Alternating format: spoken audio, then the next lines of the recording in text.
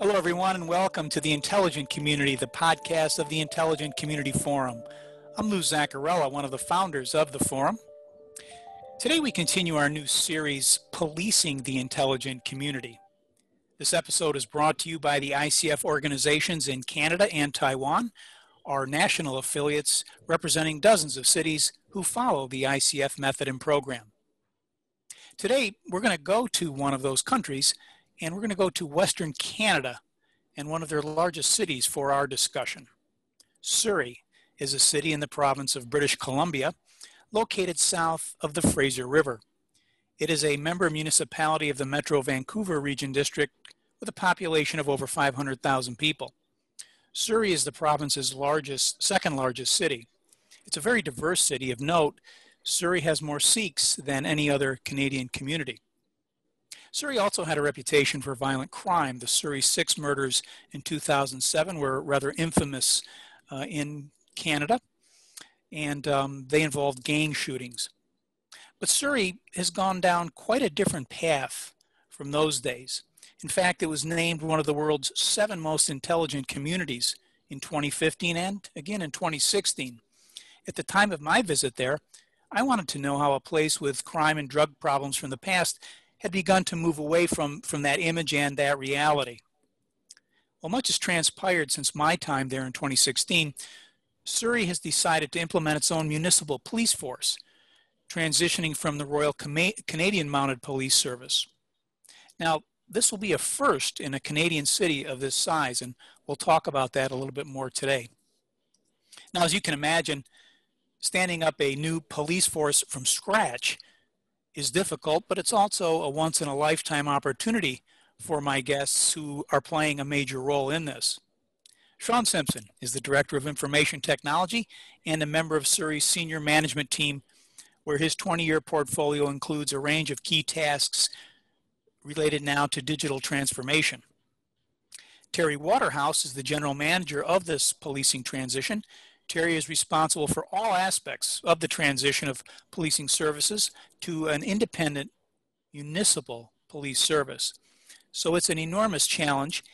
And I think with the phrase reimagining police in the public square since last summer, we're going to learn how an intelligent community is reimagining an entirely new police force using some of the ICF's methods and principles. Gentlemen, welcome to the Intelligent Community. Hello, how are you? Well, I'm great, Terry, and it's great to see you both.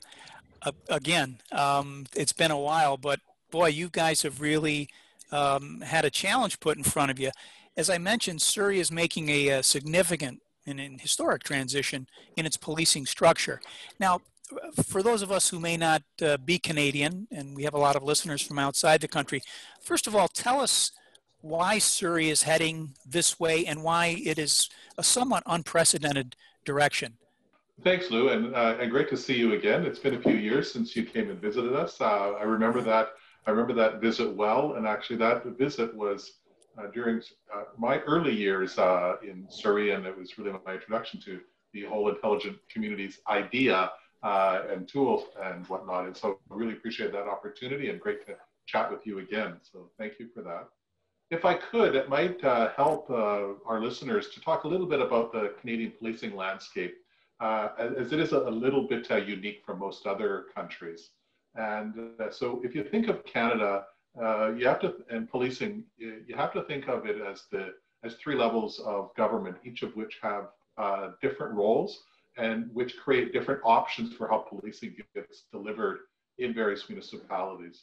So we have the federal level, the Government of Canada level, at which there is a Minister of Public Safety, and that one of that minister's responsibility, currently Minister Blair, is to oversee the Royal Canadian Mounted Police at the national level. And the Royal Canadian Mounted Police provides policing in a number of different jurisdictions and a number of different ways. They provide international policing, and the RCMP are very much involved in Interpol, international policing and intelligence gathering efforts. They also do what's called provincial policing on contract with the provinces. And in some provinces in Canada, they not only make up the provincial police force, but they also, on a contract basis, deliver services to various municipalities across the country. But even that changes because in some provinces, so our biggest provinces are Ontario and Quebec. In Ontario and Quebec, the RCMP provide federal policing services, but the provincial policing services are provided through provincial policing services. And they, other than the large cities, they police all of the outlying areas of the province. When we get to British Columbia, our specific model is the RCMP provides those provincial policing services in most of the province other than in the large cities. So in British Columbia, we really have two policing models. One is a municipality can choose through the province to have a contract for the RCMP to police their municipality. Or separate from that, that each municipality can create their own what's called independent municipal police service. And they create their own police service in their community. And through a police board of local residents that govern that police board, they operate the police service independently from other police services, somewhat in collaboration, but from a jurisdiction perspective, they're quite independent. So in British Columbia, we really have a patchwork of police services.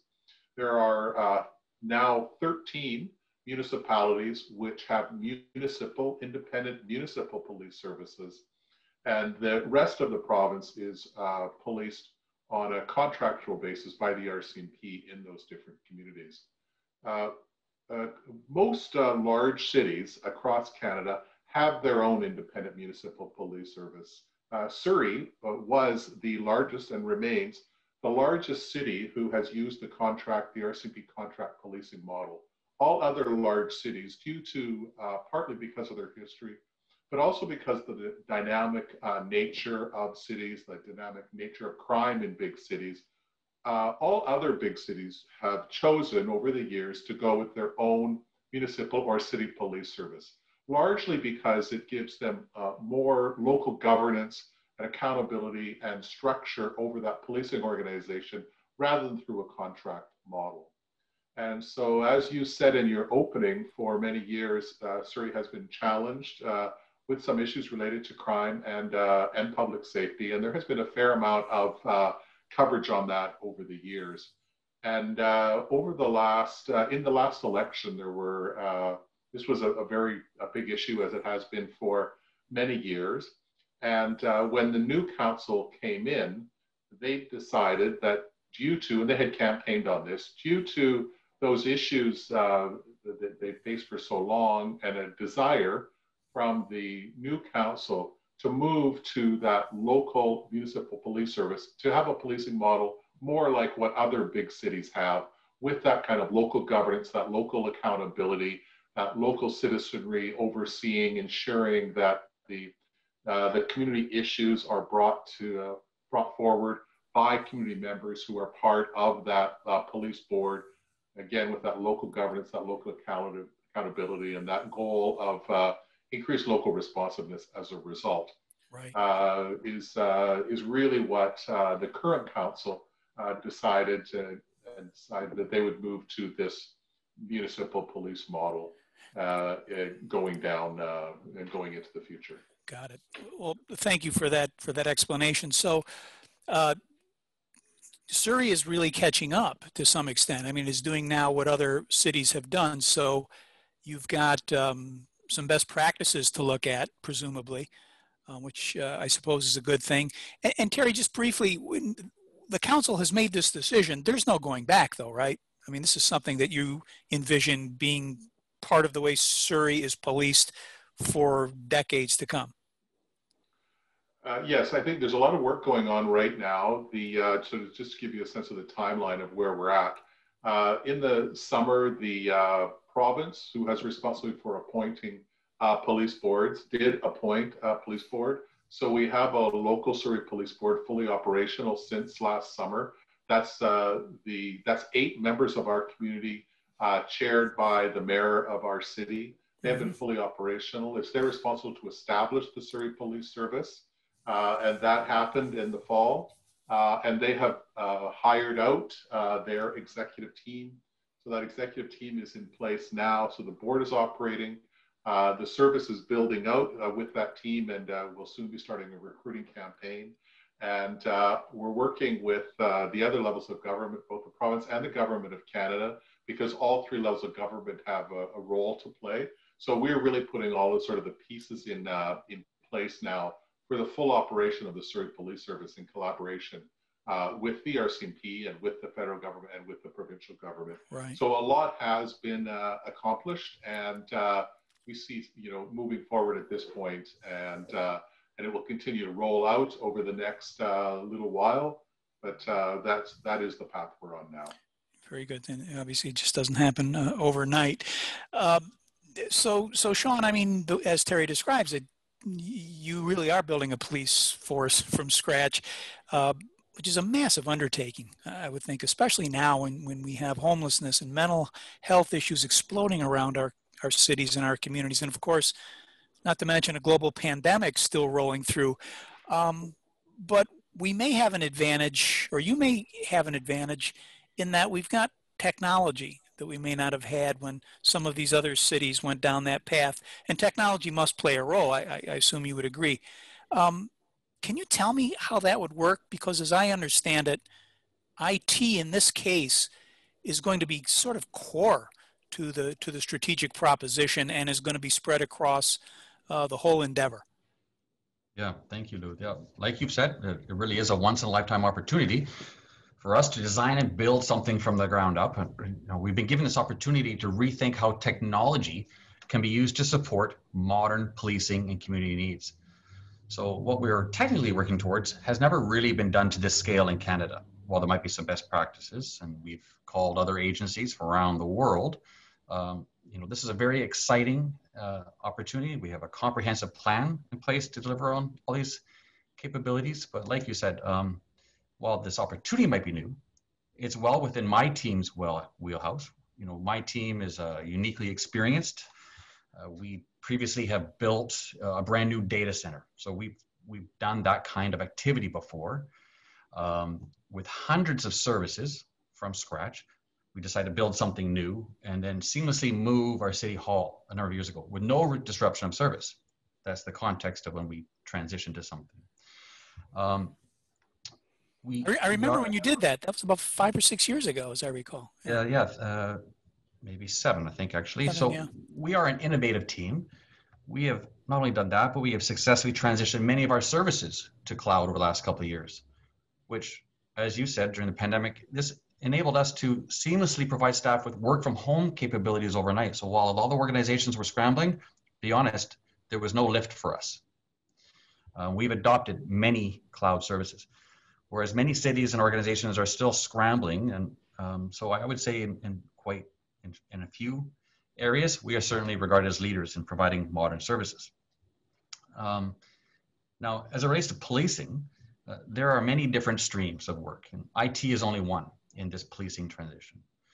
The way I've been kind of communicating with other people, of course, there's a thread between information management and IT and facilities. Policing has lots of facilities in cities. There's a thread between IT or facilities and fleet and HR recruitment. These are all big streams of work. What we found is that the biggest thread between all of them actually is information management and technology. We are the biggest part of the dependency that enables them. We're an enabler. So I'll stop there unless you want to dive into that a bit more. No, that's great. And again, as you describe it, you can tell that there's going to be, a ubiquitous presence of IT, and maybe we will get back into what that actually means. Terry, I'm gonna come back to you. I was on Canadian television the other night actually talking about something, and I said, basically mayors have 2 jobs: to pick up the garbage and keep people safe. You do that, you're pretty much be assured of some level of popularity. Now, you were the general manager of public safety in Surrey for a long time, but now we're in the era of intelligent communities, and the expectation for services and policing and all of the other things that we do is probably greater. Um, do you see a different style or areas of innovation that you're going to bring to Surrey through this transition that maybe may not be typical of policing in other areas? Yeah, and I think to answer that, Lou, I'd actually sort of take it out a little bit to the bigger picture, because what makes policing work in an intelligent community, if you will, is what makes every other part of the city work and hum. And so when we think about how we as a city, given that we're a dynamic city, we're growing extremely quickly. We're not only, as you described, one of the most diverse cities in the country, but we're also one of the fastest growing.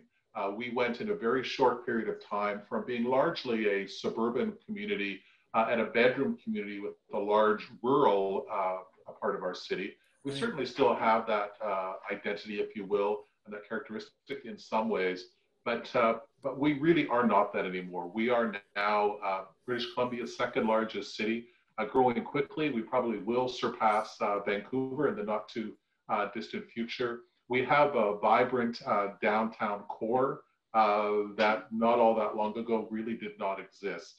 So no matter how you look at issues of a city being dynamic or being diverse, we really check off all of those boxes. And so what's really worked for us is to not see ourselves simply as a city responsible, only for, safety and for the roads, but really to see ourselves as a city, as an organization at the hub of our city, and as collaborators and conveners. So we see our role really as being partners with all of the other parts of our community and bringing the other partners together to solve our problems. So when we think about how we tackle some of the great social challenges that cities of today happen around homelessness, mental health, addictions, and the crises that are coming on all three of that we're faced with on all three of those fronts. For us, what's most important is how we as a city, as an organization, play a role to bring everyone together. And so if we can play that role of convener, it's one thing to have people willing to collaborate. It's another thing to have the means to facilitate that collaboration. And that's really where the intelligent community comes in. It's how do we leverage, first of all, take our willingness, taking our desire to be kind of at the hub, if you will, or create a hub or a network approach in our community to addressing these issues. We'll only do that if we recognize that what we have to do to enable that is to use the tools of the intelligent community. So really, when we talk about building out the policing endeavor, that's really what we'll be looking for. How will our team, my team, and Sean's team collaborate to ensure that the tools are there with all the partners and that they can be collaborative, they can be working together. So just to give you a couple, or just give you one specific example. If you look back at issues, the technological issue, as simple as how you access 911. Until relatively recent, we thought of 911 as a place where there's an emergency, there's a police or a fire or an ambulance, and that emergency happens, and you pick up 911 and you call and you say, you need a cop because things are really horrible. Well, if you think down the road, what would an intelligent community think about the 911 apparatus going forward? Would be not simply to be able to call for that crisis, that typical, I would say even old school kind of crisis, but how can that infrastructure, how can that intelligent infrastructure that's being used for 911 create additional leverage? So why is it only police, fire, and ambulance have access into that very sophisticated and intelligent network of information sharing?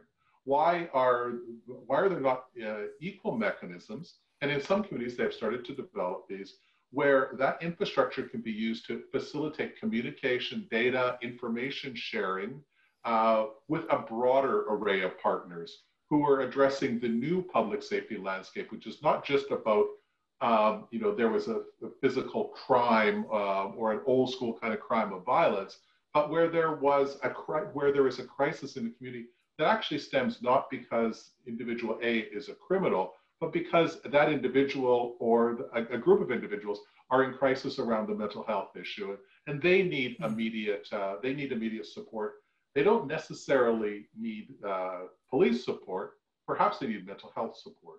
So how do we leverage all of those systems so that that network can be broader? The systems that we build can be leveraged not to only solve the problems they were originally created for, but the future problems. And so for us as a city, and when I think, blue sky and the big picture and the promise and the opportunity with the intelligent community, it's like, how do we use that technology to solve those real problems, which are different from yesterday? But the technology is different from yesterday as well. The opportunities are different from yesterday. Let's bring all of those together. And that's really where we're focused, and what we think from as a city, we can really make a difference because we use we use the intelligent community approach.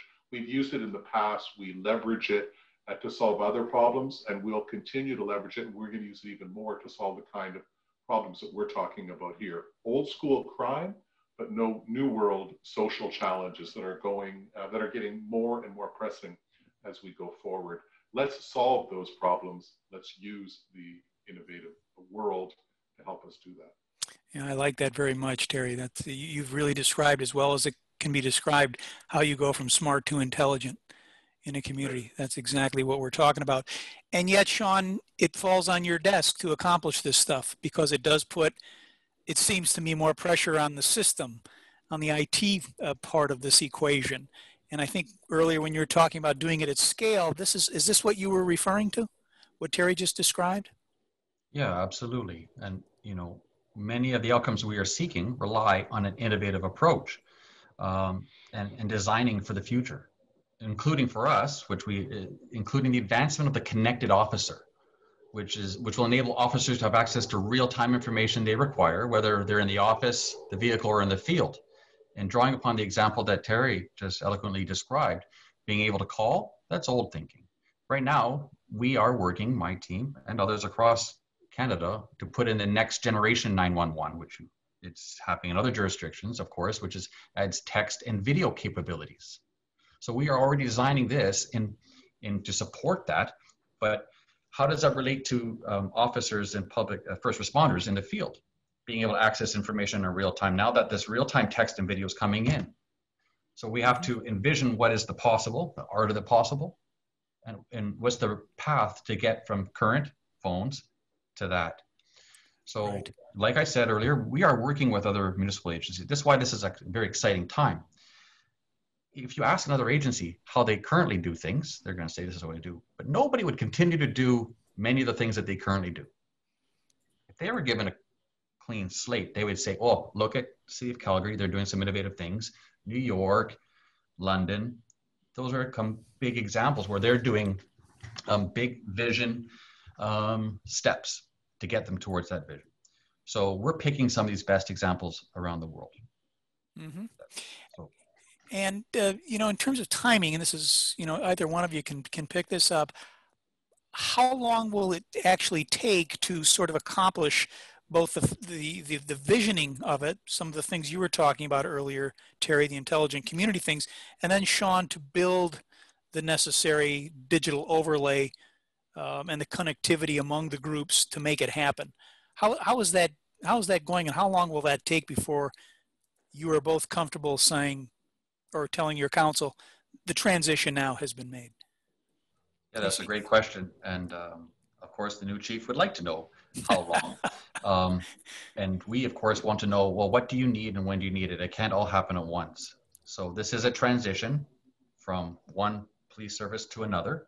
It's not a big bang.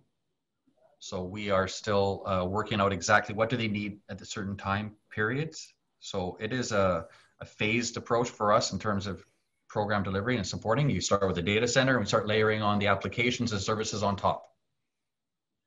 So it has been done before for other industries. And we look forward to working with the chief and the deputy chiefs and making sure we align to meet those needs. Right. How long? I think also, more specifically, there is a timeline, but I'll leave that to Terry to speak to. Terry, you want to pick that up? Just again, obviously we're not going to hold you to it, but this seems like such an enormous undertaking. How would you ballpark the transition in terms of time? Yeah, I think we're just in the process now where we're putting more specific dates to the kinds of things we're talking about here. Yeah. So all of the pieces have to come together. So when we think about when the IT infrastructure needs to be there, it needs to be matched up with when the service is ready to put police officers on the ground. And determining an exact date of that is a trilateral issue with all three levels of government, and confirming the legal mechanisms are there and the infrastructure is there for those kind of deployment issues.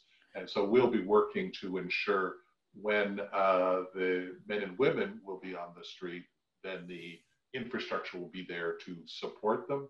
And a lot of that will be happening over the next year. We're just at the point now where we're moving with our partners to try to, or not try, but to put dates on that. So we'll have much more specifics over the next little while as it relates to dates and that cascading of the rollout over time.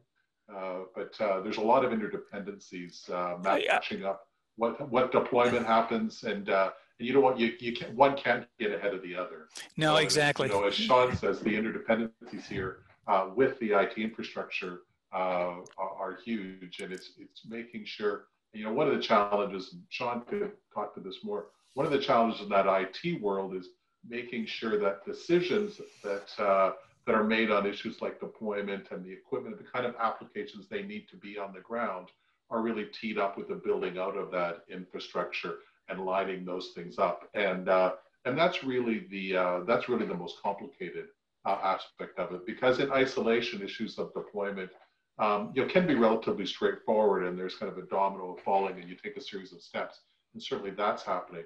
And on the other hand, if Sean didn't have to worry about people and needs and the front line, he could build IT toys till the cows come home. The challenge is not in whether or not Sean's team can build out the IT or the police team can build out the men and women required to be on the front line. It's how do those things, from the timing perspective, how does one inform the other so you can move to the next it's just as you describe it. The public probably doesn't appreciate that it's an enormously complicated engineering task, so to speak. As we finish up here, Terry, I have to ask this question. Before you got your degrees from Harvard and led public safety, you were a cop. You were a policeman in Vancouver. You were on the force. When Sean and a lot of our other forward-thinking CIOs talk about the connected officer, and you start looking now at what's to come in your city, how do you compare that to the Terry Waterhouse who was on patrol in the old days, to the younger Terry Waterhouse who's going to be on patrol today, the new guy or the gal? What's going to be the difference, the main difference in their performance and their experience? Yeah, that's a really great question. I actually think about that a fair amount. First of all, I have to mention it's been quite a while since I was on the front line of policing. I had an entire career in the university world before jumping into the exciting world of what's going on in Surrey. So it has been a while. But when I look back, I think the biggest difference is the police officer of today are products of the intelligent community, and they are educated. They are smart. They are demanding. They understand how technology can be used and how technology can be leveraged, and they have expectation. They have ideas around how that can happen. And they want to be engaged in the building out of those tools and the using of those tools, and have the best possible tools in their hands, so to speak, so that work can happen. So they are much more informed. They're much more engaged. They're much more assertive. In the days when I was, on policing, information, what was was what was written on an index card, and then kept in a card catalog somewhere. And it was early days of Right. of computers, and we had very rudimentary kind of old school laptops in our cars. And so we didn't have expectations, and we didn't have an understanding of what went on in the background and what the possibility was. Today's young, engaged, energetic, educated police officer is much different. They have expectations. They know how to use the tools. They want to use the tools, and it's important to them that their police service puts the best possible tools in front of them to solve the problems of their community. It is a vastly different world, and the capacity and the capabilities of officers today far exceeds what it did in earlier generations. Yeah, interesting. Or what I could say is in my generation. Yeah, your time. Yeah, exactly. Well, this is your time. This is your time too, my friend. Sean, last question over to you. Terry mentioned expectations, and as I've said, the primary expectation is that people will be kept safe in the place that they call home. What are your expectations as a citizen for the work that you're going to be doing now over the next couple of years? What would you like to claim as part of your intelligent community, your hometown, when this whole thing is done? I think as a citizen, I want to make sure that we're taking a data-driven approach to things. We understand the problem and that we're leveraging solid data to make decisions. And that's a fundamental, pillar of ICF. Certainly part of, my role as it relates to the city. I don't see this transition and building out a new police service as anything that unique in terms of my role in other departments of the city. I support a broad range of services in the city. I put on my citizen hat because I live in the city of Surrey. Also, I think of my corporate hat. So I try to take that consideration, and I want to make sure that I'm proud and my team is proud of the work that we do. Paramount is collaboration. We collaborate to give us confidence that we are representing the different stakeholders. And I make sure that what we are proposing aligns with that of the chief and the board, as well as all the other stakeholders that are involved in this journey. So for me, I'm going to come back to a data-driven approach and collaboration. And from those kind of pillars, I feel confident and proud of the journey that we're on. Yeah, well, you should.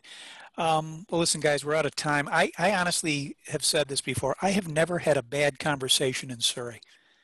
You guys are just unbelievable, and the work you're doing up there is something we're going to keep our eye on, and I couldn't wish you more luck. I really want to thank Sean Simpson and Terry Waterhouse from the city of Surrey, Canada, for being with me today. Thanks again, gentlemen. Thanks, Lou. We look forward to hosting you again one day soon. Can't wait. I can't wait. Thank you, Lou. You bet, Sean. And many thanks to ICF Canada and ICF Taiwan for their support. You can learn more about them at intelligentcommunity.org. Now, this series is produced as a service to our network of intelligent communities and movement followers around the world. Shout out to our series producer, Matt Owen, and also a shout out to our new Smart 21 cities that were named on February 24th at our Smart 21 conference in British Columbia. To learn more about them and the ICF method, go to intelligentcommunity.org. And check us out on Twitter at New Communities and on Facebook. For the Intelligent Community Podcast, I'm Lou Zaccarella, reminding you that there really is no place like home. Take care, everybody. We'll talk to you next time.